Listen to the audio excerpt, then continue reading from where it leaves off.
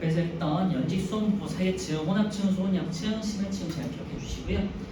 이제 114페이지의 해수의 염분인데요. 염분이라는 거는 이제 바닷물에 녹아있는 물질들을 말하는 거고요. 염류도 있는데요. 해수에 녹아있는 여러 가지 물질들을 말하는 것이고, 특히 그 중에서 우리가 잘 알고 있는 염화나트륨, 소금 있죠? 염화나트륨이 가장 많이 녹아있어요. 밑에 보시면요. 염류들 중에 해수 1kg 기준이에요. 해수 1kg에 해수 1kg라는 건요. 물을 포함해서 1kg인 거죠. 네, 물이 이제 965g이 들어있고요. 염류라는 것들이 여러 가지 성분들이 35g 들어있어요. 35에다가 동그라미 쳐놓으세요. 그래서 해수 1kg는 염류가 한 35g씩 항상 일정하게 들어가 있어요. 모든 바닷물들은 평균적으로 35g 정도가 녹아 있고요.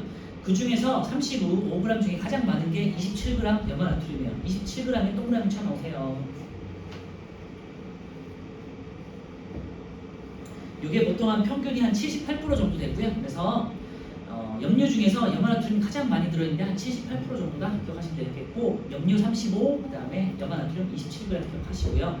나머지는 이제 염화 마그네슘, 황산 마그네슘, 황산 칼륨, 슘 등등등이 있는데 중요한 건 아니고요. 이제 바닷물을 혹시라도 이제 수영하면서 마셔본 친구들 있을 거예요, 그죠? 이제 해수욕하면 마시게 되는데 그 바닷물의 짠 성분은 염화나트륨이고요. 바닷물에 쓴 성분이 있거든요. 약간 쓴맛이 나는데 그게 이제 마그네슘 때문에 나타나는 맛이라고 생각하시면 돼요. 염류 중 짠맛을 나타내는 염화나트륨, 그리고 쓴맛을 나타내는 염화 마그네슘 이렇게 기억하시고요. 염분은요. 염류의 양을 그람수로 나타내는 거예요. 그래서 밑줄에 해주세요. 해수 1kg에 혹은 1000g에 녹아있는 염류의 양을 그람수로 나타내는 것을 염분이라고 해요. 밑줄에 놓으시고요. 해수 1kg 기준이다. 그래서 문제를 풀다가 해수 500g에 그래서 절반으로 나누셔야 되고요. 해수 2kg에 하면은 이제 2배로 하셔야겠죠. 염분 단위는 PSU라고 되어 있고요. 동그라미 쳐놓고 염분의 단위는 PSU, Practical Salinity Unit라고 해서 실용 염분 단위라는 단위가 있고요. 이제 밑줄을 해놓으시고 여기 동그라미 쳐놓고요. 오른쪽에 이제 PSU라고 되어 있어요. PSU는 전기 전도도라는 뜻이 PSU.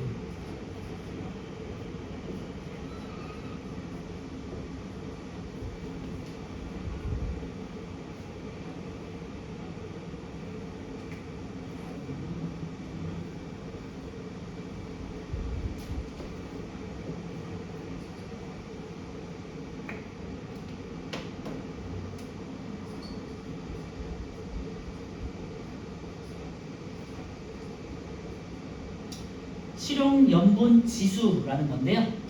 이제 다른 말로는 전기 전도도라는 표현도 써요. 염분이 많이 녹아 있으면 이제 이온화가 되잖아요. 이온이 되면은 전기 전도도가 점점 높아지죠. 그래서 염분의 양이 많을수록 전기가 흐르는 정도, 전기 전도도가 커지는 것을 이제 비교합 값이 PSU가 되겠고요. 그래서 15도씨 일기압인 상태에서 해수에 전류를 흘려보냈을 때 측정 염분 단위다. 이제 이 정도만 기억하시면 될 것 같고요. 전기가 어느 정도 흐르는지를 확인한 거예요. 그러니까 염류가 많이 녹아있을수록 전기가 많이 흐르겠죠. 이거를 실용 염분 단위 CSU라고 하고요. 다른 단위로는 이제 퍼밀이 있는데요. 퍼센트지가 100분이잖아요. 퍼밀은 1000분이에요. 1000분이 기억해 주시면 될 것 같고요. 곱하기 1000을 한번 합시다. 전 세계 해수의 평균 염분은 약 35 PSU 정도 돼요. 그래서 동그라미 쳐놓고요. 아까 제가 말씀드렸던 해수 1kg에 염분이 35g이 녹아있을 때 35 PSU라고 하고요. 전 세계 바다의 평균은 35 PSU다. 숫자 35 기억해 주세요. 자, 3번은요. 염분에 영향을 주는 요인인데요. 밑줄 하세요. 증발량과 방수량, 그 다음에 육지로부터 흘러드는 담수량, 그 다음에 빙하가 높거나 해수가 없는 경우 등등 몇 가지가 있는데요. 가장 중요한 건 증발과 강수량이에요. 그래서 증발과 강수량에다가 밑줄을 해 놓으시면 될 것 같고요. 염분이 높다부터 해서 염분이 왼쪽은 염분이 높다, 그 다음에 염분이 낮다인데요. 물을 기준으로 해보시면 돼요. 염분이 낮은 조건은, 염분이 왼쪽에 높은 조건은 물이 적은 조건이죠. 물이 적으려면 어떻게 돼요? 증발이 많아야겠죠. 증발이 강수량보다 많고요. 그 다음에 강물의 유입이 적어야겠죠. 여기 이제 담수 유입이 적다는 표현을 쓰거든요. 그래서 강물의 유입이 적은 담수 유입이 적다. 그리고 해수가 엄다. 이제 해수가 얼면은 물이 줄어들겠죠. 결빙이에요. 결빙. 그래서 증발량이 많고 담수 유입이 적고 해수가 엄다. 결빙되는 지역이 이제 염분이 높은 지역이고요. 주로 이제 담수 유입이 적은 지역은 해양으로 치면 중안부예요. 태평양의 가운데 부분 이런 것들 있죠. 그래서 중발량 빼기 강수량 값이 클수록 염분이 높아져요.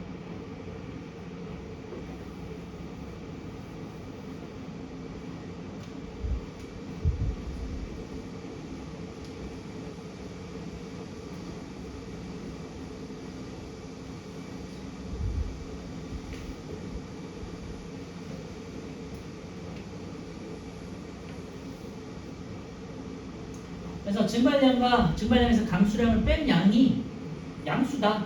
그러면 증발량이 더 많은 곳이니까 보통은 이제 염분이 높아지고요. 반대로 증발량과 강수량이 음수다. 강수량이 더 많은 지역이야. 그럼 염분이 더 낮아지겠죠. 물의 양이 많아지니까.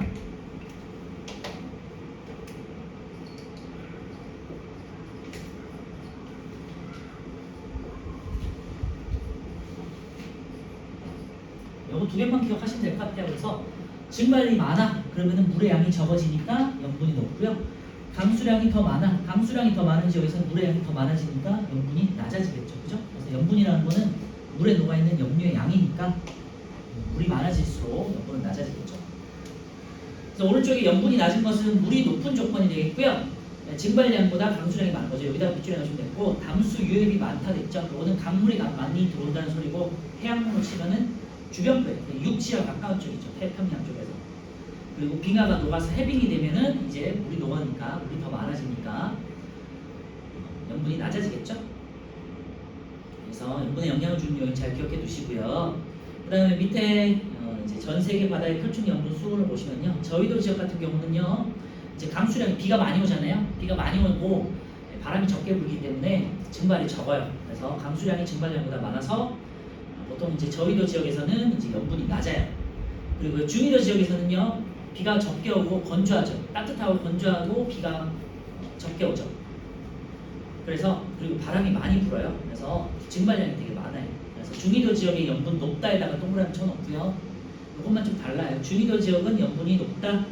그 이유가 건조하고 따뜻한 기후로 증발량이 강수량보다 많기 때문이고 바람도 많이 불기 때문이에요. 그래서 중위도 지역은요 증발량이 강수량보다 많은 조건이에요. 고위도 지역 같은 경우는요 빙하가 이제 녹아서 해빙되는 지역이기 때문에 염분이 평균보다 낮다 이렇게 생각하시면 될 것 같고요. 기온이 낮기 때문에 증발량 자체도 더 적죠. 그래서 오른쪽에 있는 염분 그래프를 보시면요 해양의 주로 이제 중위도 지역이 굉장히 노랗게 돼 있는 거 보실 수 있고요. 노랗거나 빨갛게 되는 걸 보실 수 있고 위쪽으로 갈수록 그 극지방으로 갈수록 점점점 파랗게 되는 걸 볼 수 있죠. 그 다음에 가운데 있는 영도 주변의 적도 지방에도 약간 파란 지역이 많이 보이죠. 5번 보시면요. 우리나라 주변 바다의 표준 염분 분포는요. 우리나라 주변 바다의 평균 염분은 약 33 PSU로 평균보다 좀 낮아요. 그래서 밑줄에 놓으세요. 우리나라 평균은 약 33 PSU. 그 이유가 우리나라는 주변에서 강물 유입이 많잖아요. 그죠? 서해안 같은 경우는 중국 대륙에서 황하, 양치강 이런 큰 강의 유입이 많고요. 또 우리나라에서도 주변에 이제 뭐 두만강 그리고 두만강을 비롯한 큰 강들이 많잖아요. 한강, 뭐 임진강, 뭐 낙동강 등등등 많은 강들이 바닷물로 유입이 되기 때문에 바닷물에 이제 물이 유입되기 때문에 염분이 낮아요. 우리나라는 담수 유입이 많기 때문이에요. 그리고 두 번째, 강수량이 많은 여름철이 겨울철보다 염분이 낮다. 비가 많이 오니까 당연하죠. 강수 유입이 많은 항해가 동해보다 염분이 낮다고 해요. 보통은 이제 말씀드렸지만 황해, 그 다음에 황하, 양치강, 그 다음에 우리나라로 치면 서쪽으로 흐르는 뭐 임진강, 한강 이런 것들이 이제 서쪽으로 흐르기 때문에 염분이 황해가 조금 더 낮다. 황해는 육지로 둘러싸여 있어서 강이 많이 흘러들기 때문이에요. 자, 오른쪽에 이제 5, 6, 7, 8, 9번 한번 풀어볼게요.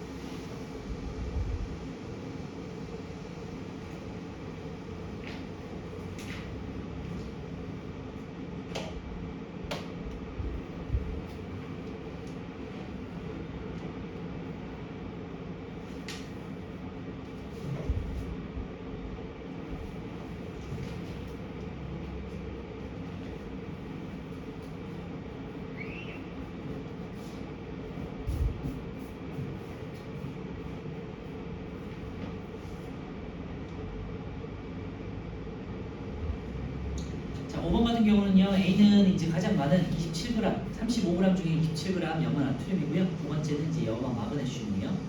6번은 이제 해수 1000g에 40g이 녹아있을 때 염분 40psu라고 하고요. 해수 1kg 기준으로 녹아있는 양이에요. 해수 500g에 염류 16g, 두 배를 해줘야겠죠. 32psu가 되겠고요. 물 970에 30이 섞여있어. 1000에 30이 섞여있는 거니까 30psu가 되겠죠. 4번은요. 염분 32, 그러니까 1000에 32가 녹아있는 거니까 해수 33kg에는 3배에서 96psu가 되겠죠. 그러니까 96g 되겠죠. 96g. 1번은 40psu, 2번은 32psu, 3번은 30psu, 4번은 96g.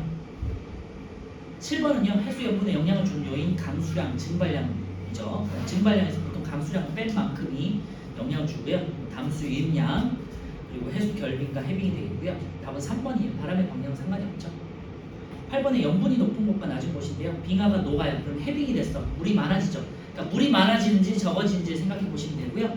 물이 많아지는 거니까 염분이 낮아지겠죠. 2번은요. 강물이 많이 유입돼. 물이 많아지죠. 그럼 염분이 낮아져요. 해수가 얼어요. 그럼 결빙이 되면 물이 적어지죠. 그러니까 염분이 높아지는 거예요. 증발량이 강수량보다 많아요. 증발이 더 많아지면은 물이 적은 조건이죠. 그러니까 염분이 높겠죠. 자, 9번은요. 우리나라고요. 우리나라는 평균이 우리나라 33psu로 평균보다 조금 적다 그랬어요. 왜냐하면 강물 유입이 많기 때문에, 그리고 여름에 비가 많이 오기 때문에 한 거고요. 1번 적도 해역은 강수량이 많아서 염분이 높다 했는데요. 염분이 낮죠. 비가 많아지면 물이 많은 거니까 X. 중위도 지역은요. 증발량이 강수량보다 많아서 염분이 높다. 맞죠? 극지방은요. 빙하가 녹아서 염분이 낮죠. 맞아요. 우리나라 주변 바다에서 여름철 평균 염분은 겨울철보다 낮죠. 여름에는 비가 많이 오니까 X. 황해는 동해보다 담수유입이 많았기 때문에 강물이 많아서 담수유입이 많고 염분이 낮다. O가 되겠죠. 9번은요. XOO, XO.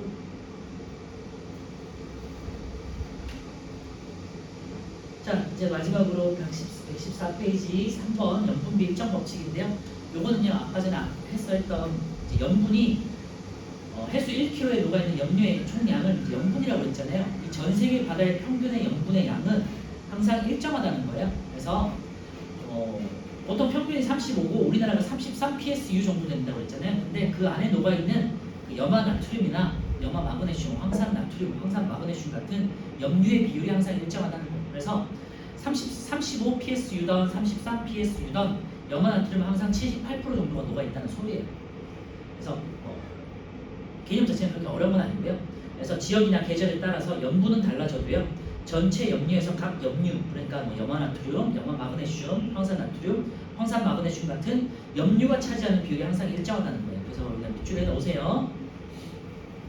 왜냐하면 해수는 계속해서 흐르면서 섞이잖아요. 그래서 해수가 오랜 시간 동안 순환하면서 골고루 섞이기 때문이다. 그리고 해류가 이제 섞이는 이유는 대기 대순환, 이제 바람이 섞어주고요. 그다음에 해수가 수온 차이에 의해서 대류 현상에 의해서 서로 섞이게 되겠죠.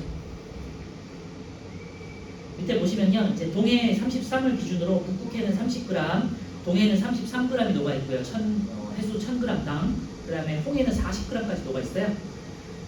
홍해는 굉장히 이제 짠 바다가 되겠죠. 그런데 그 북극해 같은 경우는요, 좀 싱거운 바다긴 하지만 염화 나트륨 비율을 보면요, 23이에요.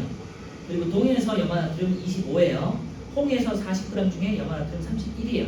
그 비율을 따졌더니 북극해에 포함된 염화 나트륨은요, 30분의 23 곱하기 100 하니까 78% 정도 나와요.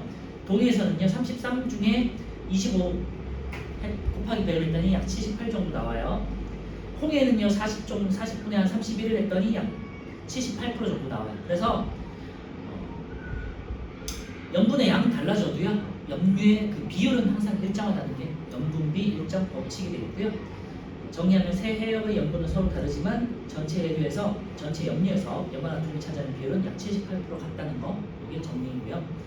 오른쪽에 이제 5번 우리나라 주변 바다의 표준 염분 부분 보시면요 2월과 8월을 비교했을 때 2월에는 30, 오른쪽 동해 쪽에 33 뭐 이렇게 돼 있는데요. 8월 여름에 보시면 33으로 좀 떨어져 있죠.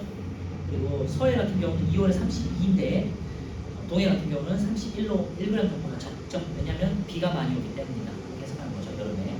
자, 오른쪽에 10번요. 염분이 30pSU이 이렇게 되겠네요.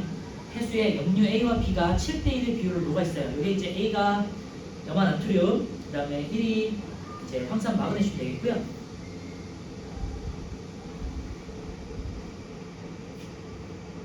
마그네슘 정도 되겠고요. 그 다음에 염분이 45pSU인 해수에서 염류 A와 B 사이의 비율은 똑같아요. 7대1로 항상 같다. 그래서 염분비 일정 법칙이에요.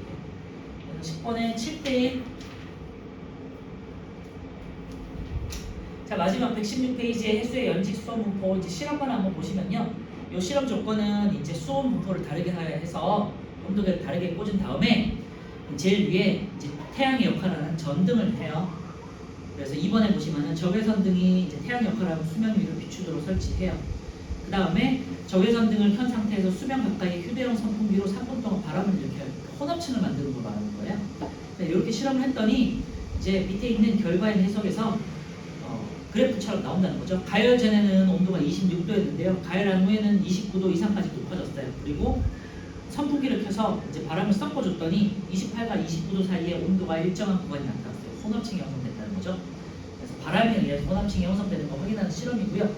정리 1번 보시면요. 적외선등은 태양이고요. 휴대용 선풍기는 바람이죠. 적외선등을 켜기 전에 수온 분포가 일정하고요. 적외선등을 켜면요. 표면물이 에너지를 흡수하면서 수온은 높아지고요. 깊이가 깊어질수록 도달한 에너지가 감소해서 수온은 낮아져요. 4번 선풍기를 켠 후 혼합층이 형성되겠죠. 리얼은 혼합층. 밑에 있는 1번 확인 문제 같이 볼게요. 1번 실제로 바다에서 깊이가 깊어지면요. 도달한 태양 에너지 양은 적어지겠죠. 5. 적외선 등으로 가열만 했을 때는 수면 부분의 수온이 일정한 층 아니죠. X. 바람이 불어야 이렇게 혼합층이 생기죠. 3번 선풍기를 켜면요. 수면 부분에서는 물의 혼합작용이 일어나서 혼합층이 형성되죠. 5. 4번 선풍기를 켜면 깊이에 따른 수온 분포를 기준으로 3개 층으로 구분되어 있죠. 혼합층, 수온 약층, 심해층, X. 2번은요. 해수의 연직 수온 분포에 영향을 미치는 요인 두 가지, 태양 에너지와 바람이죠. 네, 오른쪽에 연습 문제 한번 풀어보시도록 하시고요. 염분비 일정 법칙과 관련해서 이제 연습 문제니까 꼭 중요하니까 풀어보세요. 자, 넘겨서 우리 1번부터 20번까지 제가 10분 드릴게요. 풀어보시고 빠르게 한번 풀어볼게요. 그리고 마지막 챕터 이제 해수의 순환 같은 경우는 그냥 용어 정리만 하면 되는 단어니라 뭐 어렵지는 않고요. 용어만 잘 정리하시면 돼요. 자, 10분 드릴게요.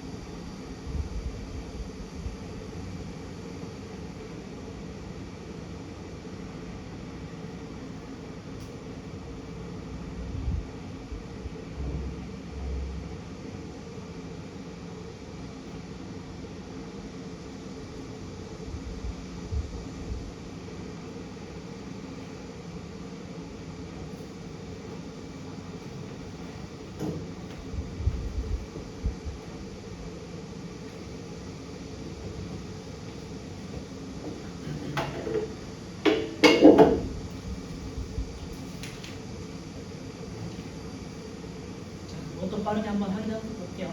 어차피 지식형이라서 이것도 외워야 풀 수 있는 것들이에요. 이번요, 해수 위 표층 수온 분포가 이와 같이 위도에 따라 다르게 나타나는데 가장 큰 영향을 주는 건 태양 때문이었죠. 태양 에너지가 위도에 따라서 다르게 나타나기 때문에 이번에 3번이고요. 이에 대한 설명을 옳은 것 기억은 저위도에서 고위도로 갈수록 표층 수온이 낮아진다고 했죠. 고위도로 갈수록 태양 에너지가 적게 도달하죠. 위도가 같은 지역은 대체로 표층 수온이 비슷하죠. 기억 D가 3번이고요. 해수 연직 수온 분포에 대한 설명을 옳지 않은 것과 같은 답은 2번이에요. 해수의 수온은 깊이가 깊어질수록 계속 낮아진다 되어 있는데요. 이건 좀 다르죠. 1번부터 보시면 혼합층, 수온 약층, 심해층으로 구분하고요. 해수면 부분은 태양 에너지를 많이 받아서 수온이 가장 높죠. 심해층은 연중 수온이 가장 일정한 층을 말하고요. 수온 약층 깊이에 따라 수온이 급격하게 낮아지는 거죠. 그래서 2번에 보시면 수온이 계속 낮아지는 건 아니고 심해층에서는 일정하게 낮죠. 그냥. 3번 2번이고요. 4번의 답은 2번이고요. 혼합층, 수온 약층, 심해층. 5번은요. 답은 4번이에요. 심해층은요. 수온은 미드에 관계없이 일정하다. 그렇죠? 5번의 4번이고요. 6번의 심해층에 대한 설명. 표층에 비해 수온이 낮죠. 기억 틀렸고 태양에너지 영향을 거의 받지 않죠. 맞고요. 바람의 색이 상관없죠. 니은 6번의 1번이고요. 7번은요. 이제 그 연직 수온 분포에 대한 실험이죠. 적외선 등의 에너지는 깊이에 관계없이 다른 양이죠. 깊이에 상관있죠. 적외선 등을 10분 동안 비추면 표층의 물이 혼합되어서 수온이 일정한 층이 생긴다 되어 있는데 바람을 불어줘야겠죠. 선풍기를 강하게 하면 수온이 일정한 층이 더 두꺼워지겠죠. 적외선 등을 켠 상태에서 선풍기를 켜면 깊이에 따라 수온 변화는 기준으로 3개층이고요. 다음은 5번. 연직 수온 분포에 영향을 주는 요인은 태양에너지와 바람 2개죠. 8번은 우리가 배운 거 그래프 4번밖에 없죠. 8번에 4번 3개층으로 분류되는 거. 9번은요. B를 기준으로 A가 여름 혹은 저위도, C가 이제 고위도 혹은 겨울이에요. B가 이제 중위도 혹은 봄, 가을이 되겠죠. C 해역의 위도가 가장 높다 맞고요. A 해역은 이제 저위도 적도예요. 표층수온이 높은 까닭은 태양에너지 때문이죠. 바람이 가장 강한 해역은 이제 중위도 지역인 B가 되겠고요. 혼합층이 가장 두꺼워요. A 해역에서 수온 약층의 온도 변화가 가장 크다. 그죠? 다음 5번이고요. 고위도 지역에서의 해역의 혼합층은 제일 얇거나 없죠 거의. 이번에 5번이에요. 10번은요. 해수에 녹아있는 염료중 가장 많은 양을 차지하는 것은 염화 나트륨이고 짠맛이 나타내죠. 10번은 3번이고요. 11번은요. A는 염화 나트륨 27g, 그래서 약 78%고요. B는 염화 마그네슘, 그죠? A는 염화 마그네슘, 1번 틀렸고 B가 짠맛 아니고 A가 짠맛이죠. 이 해수의 염분은 35g 녹아있으니까 35 PSU가 되겠죠. 4번은요. 이 해수 100g을 증발시키면 염료 3.5g이 아니라 3.5g이죠. 1000g에 35g이니까 100g에 3.5g 맞죠? 11번에 4번이에요. 12번 염분의 단위는 PSU 또는 퍼밀 1번 맞고요. 전세계 해수의 평균 염분은 약 35% PSU죠. 2번 틀렸고 염분은 어느 고수에서 측정하고 항상 일정한 거? 항상 일정하다? 염분은 이제 바다마다 다른데 평균 염분 B가 일정한 거죠. X. 염분은 해수 1000g 속에 녹아있는 거죠. 5번은요. 염분이 200 PSU면 1kg에 200g이 녹아있는데 물이 800g, 염류 200g인 거죠. 12번에 1번이고요. 13번에 위 해수의 염분은 몇 PSU인가 있는데요. 2.72, 0.38, 0.17, 0.13, 0.10은 다 더한값이에요. 그래서 35가 되겠고요. 3.5가 나오니까 35 PSU가 되겠죠. 13번에 3번이고요. 14번은 염분이 30이에요. 30 PSU인 해수 500g이에요. 그러면 1000g에 30g이 녹아있는 거니까요. 500g이면 절반에서 15g이 녹아있는 거죠. 14번에 1번. 15번은요. 염분이 36 PSU예요. 염류 180g을 얻으려고 한다면 5배니까 5000g 되겠죠. 15번에 5번이고요. 이렇게 계산하는 문제 헷갈릴 수 있으니까 한번 나중에 연습해 보시고요. 16번에 염분이 상대적으로 낮을 것으로 예상돼요. 물이 많은 조건이라고 했어요. 해수가 얼면은 이제 물이 적어지죠. 빙하가 녹아야겠죠. 니은하고요. 강물이 많이 유입돼야겠죠. 디귿하고요. 강수량이 증발량보다 많아야겠죠. 리을 하고요. 니은 디귿 리을 되겠고요. 17번에 염분의 영향을 미치는 요인, 강물 유입량 플러스 강수량과 요거는 물이 많아지는 조건이네요. 왼쪽에 있는 증발량, Y축 증발량은 물이 적어지는 조건이죠. 그래서 염분이 가장 높은 해수는요 X축이 작고 Y축이 커야겠죠. 그러니까 A가 되겠고요. 그 다음에 반대되는 건 E가 되겠죠. 17번에 2번. 18번은요 우리나라를 기준으로 겨울과 여름에서의 염분 분포인데요. 겨울이 높고 여름이 낮다 그랬고요. 서해가 황해가 동해보다 조금 높다 그랬어요. 왜냐하면 낮다 그랬죠. 강물 유입 때문에 그렇고 여름에 낮은 이유는 비가 많이 와서죠. 답은 5번이고요. 겨울보다 여름에 강수량이 더 많다. 육지로부터 유입되는 강물의 동해보다 황해에서 더 많다. 이 두 개밖에 없죠. 우리가 배운 거. 19번은요. 33 PSU일 때 25.6. 그 다음에 35일 때 77.6이겠죠. 나는 가 같은 경우는요. 이제 33대 25.6 그리고 100대 77.6이고요. 3배가 증가한 거니까 가 같은 경우는 11의 3분의 1이 3.6이 되겠고요. 그 다음에 나 같은 경우는 3배로 염화나트륨이 3배로 늘었으니까 PSU도 33에서 3배인 한 100 정도 되겠죠. 19번에 3번 이렇게 비율대로 따져보시면 되고요. 20번은 42 PSU인 해수 1kg 그러니까 1kg에 42g이 녹아있다는 소리예요. 염화나트륨의 양은 42 곱하기 78 하면 되겠죠. 그래서 약 32.6 정도 나올 거겠네요. 20번에 3번 되겠죠. 예, 질력 탄탄도 마찬가지로 한번 풀어보시면 될 것 같고요. 자, 마지막으로 이제 해류의 순환 세 번째 해류고요. 이제 해류와 조석에 대한 이제 용어 정리만 하면서 이제 마무리할게요. 하고 오른쪽에 있는 개념 문제만 풀고 오늘은 이제 마무리하도록 하겠습니다. 시간상. 자, 해류는요 바다가 흐르는 걸 말해요. 해류, 해수의 흐름을 말하는 거고요. 이제 지속적으로 부는 큰 바람 때문에 바다가 흘러요. 자, 해류는 일정한 방향으로 나타나는 지속적인 해수의 흐름을 말하고요. 큰 바람 때문이요. 1번 해류의 발생 원인은 지속적으로 부는 바람이다. 여기다 밑줄에 놓으세요. 큰 바람 때문에 해류가 흐르죠. 자, 해류의 부분은 크게 난류와 한류로 나눠지고요. 난류는 따뜻한 바다예요. 한류는 차가운 바다예요. 난류는 그래서 시작점이 저위도가 되겠죠. 적도 따뜻한 바다예요. 그래서 따뜻한 해류가 되겠고요. 한류는 고위도의 찬 바다예요. 비교적 찬 해류로 고위도에서 저위도로 흐른다. 자, 우리나라 주변의 해류는요. 크로시어 해류가 가장 중심이에요. 크로시어 해류에다가 별표 쳐놓고요. 별표나 동그라미 쳐놓고 크로시어 해류는 난류예요. 그래서 태평양에서 북태평양 해류가 이제 갈라져서 이제 우리로 흘러나올 동북아시아 쪽으로 흘러나오는 이제 해류가 크로시오 해류 혹은 크로시오 난류가 되겠고요. 북태평양의 서쪽 해역을 따라서 북상한다 돼 있죠.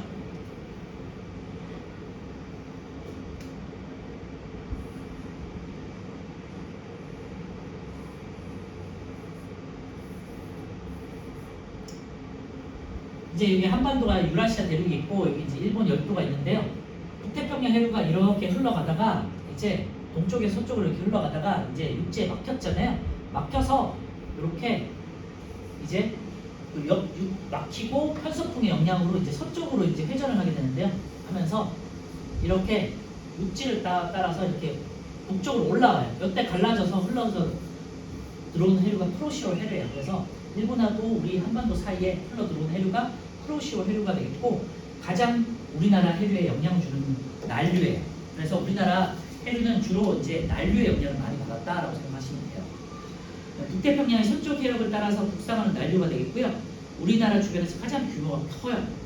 그래서 우리나라 주변 난류의 근원이다 여기다가 밑줄에 놓으시고 우리나라 동쪽에 보시면요 동안 난류가 있어요. 그 다음에 왼쪽에 보시면 황해 난류가 있어요. 그거의 근원이 돼요. 그래서 우리나라 한반도의 남쪽 지역은 주로 난류가 많이 흘러요. 황해 난류는 이제 황해로 흐르는 난류가 되겠고요. 동안 난류는 동해안을 따라서 북상하는 난류가 되겠죠. 그래서 황해 난류, 동안 난류 그냥 이름만 정도만 기억하시고 크로시오 난류를 꼭 기억하셔야 돼요. 근원이 되는 해류. 한류는요 연해주에서 이제 연해주는 저 위쪽에 우리 이제 러시아 연해주 혹시 아시죠? 사할린 쪽 거기서부터 이제 내려오는 연해주 한류가 있고요. 그다음에 연해주 한류에서 이어지는 북한 한류가 있어요. 두 가지 기억하시면 되겠고요. 밑에 있는 조경수역에다가 별표 쳐놓고요. 조경수역은 난류와 한류가 만나서 생기는 바다를 이제 해역을 조경수역이라고 하고 어장이 풍부한 지역이에요.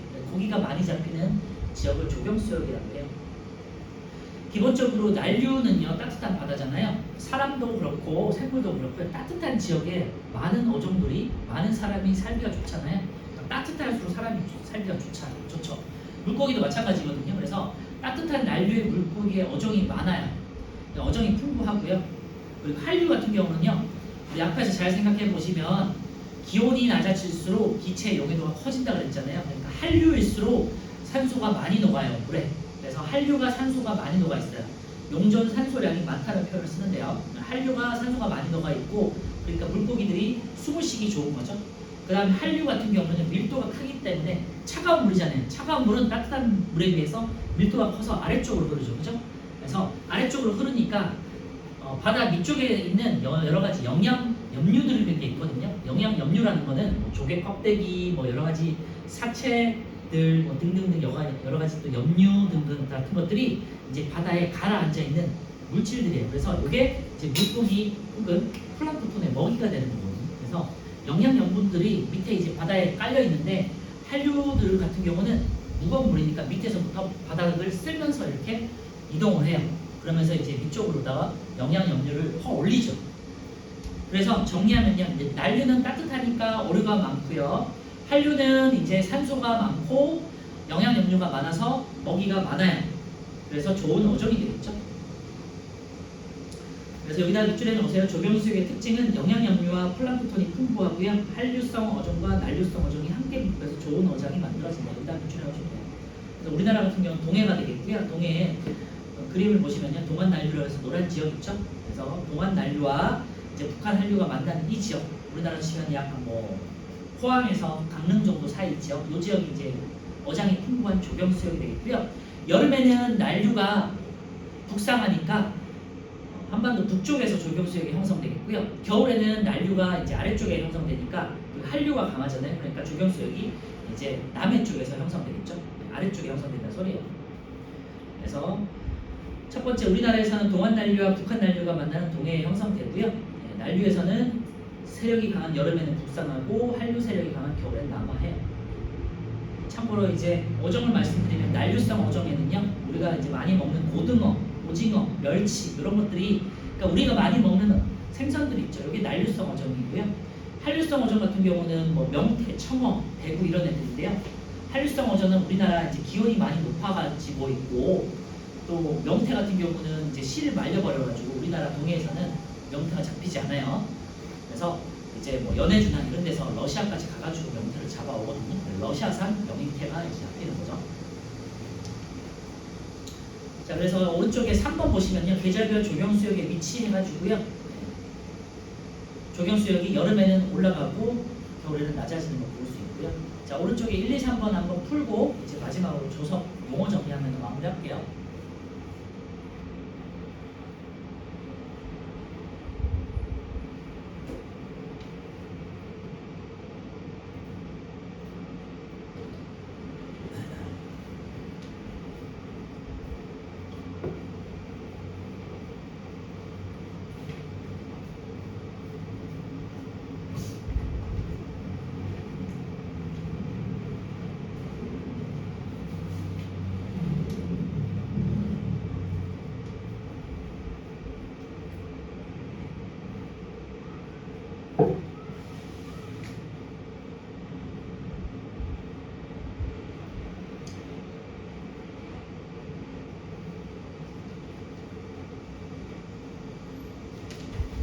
뒤에 있는 뭐 내시 쑥쑥이라든지 단원 평가 문제는 한번 자, 풀어보도록 하시고요. 제가 끝날 때 이제 프린트를 줄 테니까 답지 있는 프린트를 드릴 거예요. 해당되는 거 한번 다시 한번 풀어보세요.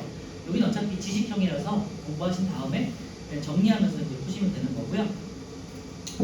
또 이제 보통 이제 1학년 기말, 2학기 기말 정도 시험을 보시거나 모든 학교들도 있죠. 그 다음에 이제 2학년 가면 무조건 시험을 볼 텐데 뒤에 있는 이제 비상교육의 뒤쪽에 보시면 시험 대비 문제도 있잖아요. 중간고사 대비, 뭐 기말고사 대비, 시험 대비 교재가 있는데 이 파트 보시면서 한번 준비해 보시면 좋을 것 같고요. 그 다음에 이제 비상에서 나오는 내공의 힘이라는 좀 얇은 책이 있어요. 정리가 잘 된 책이 있거든요. 그걸 이용해가지고도 이제 공부하실 수 있으니까 참고하시면 될 거예요. 시험 준비해서는 그래서 오투랑 내공의 힘 정도 가지고 공부하시면 되고요. 제가 들었던 여러 가지 프린트들 이용해서 시험 공부하시면 돼요. 그리고 중등 과학은 뭐 계속 제가 말씀드리지만 한 3번 정도만 개념을 딱 정리해 보시면 이제 계산 문제들 빼고는 충분히 다 잘 보실 수 있으니까 참고해 주시고, 제가 올려놨던 뭐 학원 네이버 카페라든지 아니면 유튜브에 올려뒀던 영상들 다시 한번 복습해 보세요. 아시겠죠? 마지막으로 정리해 볼게요. 1번은요, 난류와 한류인데요. 주변 해수보다 수온이 낮으니까 한류가 되겠죠. 주변 지역의 기온을 높게 하는 건 난류가 되겠고요. 크로시오는 난류예요. 고緯도에서 저緯도로 보면 고緯도에서 출발했으니까 차갑겠죠. 그러니까 한류가 되겠죠. 자, 1번은요, A는 황해 난류, B는 북한 난류, C는 동안 난류, D가 가장 중요한 크로시오 해류가 되겠고요. A, C, D가 난류가 되겠고요. 한류가 B예요. 북한 한류. 3번은요, 우리나라에서 조경수역은 동안 난류와 북한 한류가 만나는 동해에 형성돼요. 3번에 동안, 북한, 동해가 되겠고요. 자, 이제 마지막 이제 조석인데요. 조석은 그냥 용어 정리만 하시면 되는 거예요. 조석에 대한 의미. 조석은요, 이제 밀물과 썰물의 높이 차이를 말하는 거예요. 그래서 밀물과 썰물에 의해 해수면의 높이가 주기적으로 높아지고 낮아지는 현상을 조석이라고 해요. 그래서 조석 간만의 차라는 표현을 쓰는데요. 밀물과 썰물에 따라 생기는 그 높이 차를 조석 간만의 차라고 해요.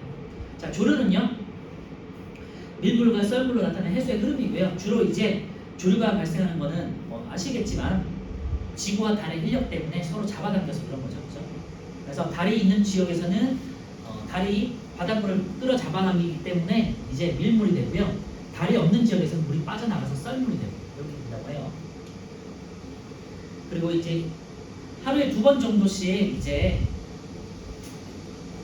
조류 밀물과 썰물이 반복되는 거, 그래서 12시간마다 밀물과 썰물이 반복되는 거 기억해 주시면 될 것 같고요. 자, 만조는요, 만자가 꽉 차다라는 뜻이에요. 그래서 밀물이에요.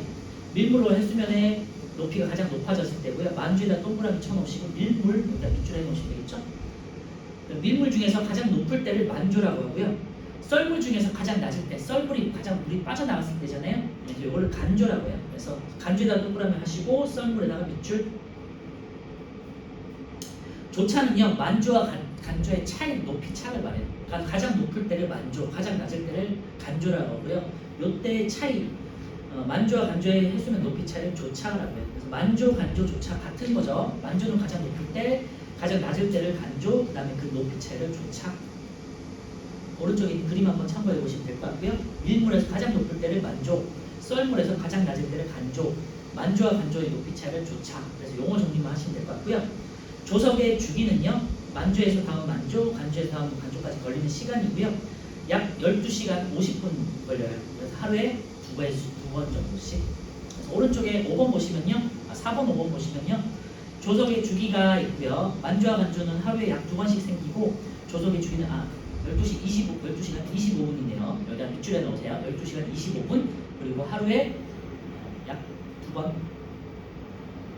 해수면 높이가 가장 높을 때를 만조, 가장 낮을 때를 간조라고 하고요. 24시간을 기준으로 2번인 거 한번 확인해 보시고요. 자, 5번에 이제 아래쪽에 5번인데요. 한 달 동안 해수면 높이 변화 보시면요, 사리와 조금이라는 용어도 있어요. 사리는요, 한 달 중에 조차가 가장 큰 시기, 그러니까 조차라는 거는 만조와 간조의 높이 차라고 했잖아요. 만조는 밀물 때 높은 차, 높이, 그 다음에 간조는 낮을 때의 썰물 때의 높이. 그러니까 조차가 큰 게 이제 사리가 되겠고요. 이 조차가 작을 때는 조금, 말 그대로 조금이에요. 조금. 사리와 조금도 잘 기억해 보세요. 자, 이제 마지막으로 이제 조석 현상의 이용인데요. 조차가 큰 지역은 우리나라에서 서해안이 대표적이고 있고 남해안 일부 지역, 그다음에 동해안은 가장 작아요. 조석 현상을 그러니까 썰물을 이용해서 뭐가 관광 자원이 많이 쓰이겠죠. 간조 때 넓게 드러난 갯벌에서 조개나 해산물을 캘 수 있겠죠. 낙지, 조개 뭐 이런 것도 캘 수 있고요. 조차를 이용해서 이제 조력 발전을 하거나 조류를 이용한 발전이 이제 조류 발전이라는 것도 있어요. 네. 바닷물에 이제 밀물, 썰물의 흐름 때문에 생긴 거죠. 네. 해안가에 이제 돌담이나 그물을 세워서 조류를 이용해서 물고기를 잡는 경우가 있고요. 사리일 때는 간조가 되면 특정 지역에서 바닷길이 열리기도 한다. 그래서 모세의 현상 그래가지고 바닷물이 갈리는 거 있죠. 그게 이제 만조 때문에 생기는 현상이죠. 만조, 간조 때문에 생기는 현상이다. 바다 갈라짐 현상. 자, 5번은요. 조석 현상의 이용에 대한 설명으로 4번부터 보면요. 조석에 대한 설명. 하루 중 해수면의 높이가 가장 낮을 때를 간만이라고 하는데 그렇죠? 만조와 간조라고 그랬고요. 만조와 간조의 해수면 높이 차를 조차라고 하죠. 5가 되겠고요. 3번에 우리나라에서 만조와 간조는 하루에 약 2번씩 일어나죠. 5가 되겠고요. 만조와 간조의 해수면 높이 차가 가장 작은 때를 이제 조금이라고 합니다. X, 5, 5, 5. 그래서 용어 정리만 잘 하시면 되는 거니까 나중에 다시 한번 꼭 보도록 하시고요. 5번. 1번. 우리나라에서 조차는 어느 바다에서 나가죠? 서해에서 대부분 일어나고요. 2번. 조차가 작은 지역에서는 조력발전소를 아니죠. 조차가 커야지 조력발전소가 돼서 조차가 커야 그 물의 높이 차에 의해서 물이 높고 낮음에 따라서 물이 빠지면서 이제 터빈을 돌려가지고 발전하는 거거든요. X. 조차가 큰 지역에서는 간조대에 있는데요. 네, 갯벌이 들어가면서 조개들은 캘 수 있겠죠. 5가 되겠죠. 조차가 크다는 의미는 썰물이 크게 빠진다는 의미니까. 4번은요. 사리일 때는요. 만조차가 적다는 소리예요. 만조가 되면 바닷길이 열리고 한다는데 조금일 때. 그러니까 만조차가 작을 때. 조차가 가장 작을 때 조금 시기에 이제 바닷길이 열리는 게 되겠죠. 사리일 때 간조가 아니라 죄송해요. 사리일 때 만조가 아니라 간조일 때 썰물일 때니까 만조는 밀물이고 간조일 때 썰물일 때 바닷길이 열리는 거죠. 그래서 5번에 XXOX가 되겠고요. 네, 뒤에 다시 말씀드리지만 내신 쑥쑥이랑 이제 단원 마무리 평가는 다시 한번 정리하면서 풀어보시면 될 것 같아요. 자, 30분 후에 이제 오늘 시험을 볼 거고요. 오늘 시험은 제가 채점을 하진 않고요.